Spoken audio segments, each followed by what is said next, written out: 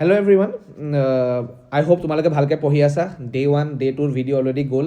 তোমালোকে PDFছখিনি লিংক পাইছা বুলি মই আশা কৰিলোঁ এতিয়া ডে 3ত আমি 3টা চেপ্টাৰ কভাৰ কৰিম আৰু চবতছে ভাষ্ট চেপ্টাৰ যোনটো মই ভাবোঁ ৰে অপটিক্সটো কভাৰ কৰিম ঠিক আছে চ' ACৰ যোনটো RMS value out of proof এইটো ভেৰি ইম্পৰ্টেণ্ট এইটো আহিব ঠিক আছে তাৰপিছত average power dissipated in a pure inductor capacitor প্ৰুফটো আহিব ঠিক আছে অ'কে ৱেল এণ্ড ডান তাৰপিছত তোমাৰ ট্ৰান্সফৰ্মাৰ ৱৰ্কিং আৰু ট্ৰান্সফৰ্মাৰ নিউমাৰিকেলটা ভেৰি ইম্পৰ্টেণ্ট এইটো ট্ৰান্সফৰ্মাৰ ৱৰ্কিংটো থাকিলে নেটত চাই ল'বা ধুনীয়াকৈ পাই যাবা ধুনীয়াকৈ 4 মাৰ্কছ 5 মাৰ্কৰ লিখি ল'বা আৰু এই নিউমাৰিকেলটো বহুত ইম্পৰ্টেণ্ট আৰু ৰেজনেঞ্চ কণ্ডিশ্যন কাক কয় ৰেজনেঞ্চ ফ্ৰিকুৱেঞ্চি কেনেকৈ উলিয়ায় ভেৰি ইম্পৰ্টেণ্ট তাৰপিছত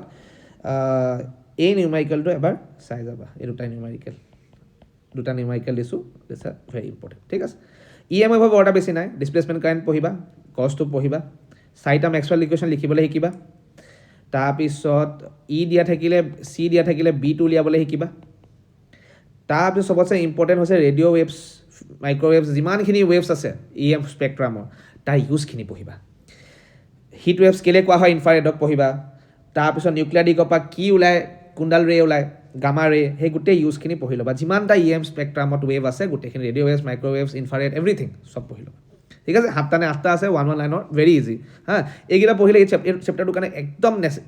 মানে এনাফ বুলি মই ভাবোঁ তাতকৈ বেছি দৰকাৰ নাই আৰু ইয়াৰ ডাইমেনশ্যনটো উলিয়াবলৈ ঠিক আছে বঢ়িয়া আৰু ৰে অপটিক্সৰ চবতছে কি ইম্পৰ্টেণ্ট চবতছে ইম্পৰ্টেণ্টটো হৈছে এইটো ইণ্টাৰনেল ৰিফ্লেকশ্যন আৰু তাৰ মানে কণ্ডিশ্যনছখিনি ছেকেণ্ডটো হৈছে কাৰ্ভ ফৰ্মুলা কোনটো হয় μ2v by μ1u is equal to μ2 minus μ1r নেক্সটটো হৈছে লেন্স মেকাৰ ফৰ্মুলা তাৰপিছত হৈছে টু থিন লেন্স ইন কণ্টেক্ট মানে 1/f equivalent is 1/f1 plus 1/f2 তাৰপিছত ইম্পৰ্টেণ্ট এইটো প্ৰিজম ফৰ্মুলাটো ঠিক আছে আৰু মই কৈছোঁ আইডাৰ ট্ৰান্সফৰ্মাৰ বা টেলিস্কোপ বা চিম্পল মাইক্ৰস্কোপ বা কম্পাউণ্ড মাইক্ৰস্কোপ এইকেইটাৰ ভিতৰত কোনোবা এটা আহিব ঠিক আছে আৰু ইয়াত নিউমাৰিকেল এটা দিছোঁ এইটো হেৰিয়াৰ কাৰণে লেন্স মেকাৰৰ কাৰণে এইটো থিন লেন্স ইন কণ্টেক্টৰ কাৰণে আৰু এইটো চিম্পল আমাৰ লেন্সৰ ফৰ্মুলা এপ্লাই কৰিবলৈ 3টা নিউমেৰিকেল দিছোঁ 3টা নিউমেৰিকেল প্ৰেক্টিছ কৰি যাবা প্ৰথমটো কি বুলি ক'লোঁ এইটো লেন্স মেকাৰ এইটো কি বুলি ক'লোঁ থিন লেন্স ইন কণ্টেক্ট আৰু এইটো নৰ্মেল লেন্স ফৰ্মুলাৰ মানে 1/v minus 1/u equal to 1/f ঠিক আছে ইয়াৰটো কোনো মাইক্ৰস্কোপ টেলিস্কোপ এইকেইটাটো ৱৰ্কিংটো পঢ়িবাই থিন লেন্স ইন কণ্টেক্ট পঢ়িবা লেন্স মেকাৰ পঢ়িবা কাৰ্ভ চাৰ্ফেচ ফৰ্মুলা পঢ়িবা আৰু টোটেল ইণ্টাৰনেল ৰিফ্লেকশ্যনৰ নেচেচেৰী কণ্ডিশ্যনকেইটা পঢ়িবা